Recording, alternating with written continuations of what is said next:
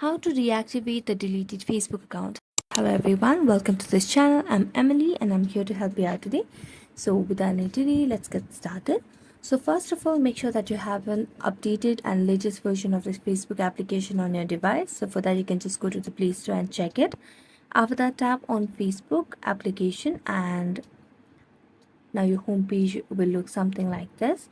Now, in order to reactivate or delete a Facebook account, it is possible only within a 30-day window from permanent deletion, while deactivation would allow you for reactivation in the same manner. So just open up the Facebook application and log in by using your mobile number or mobile or email address and mention your password. So just tap. After that, use your password.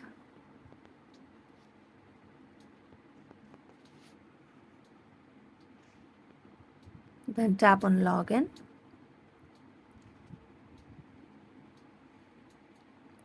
After tapping on login by logging in with your credentials, it will lead you to your Facebook application after confirming that you want to retrieve or you want to reactivate the deleted Facebook account.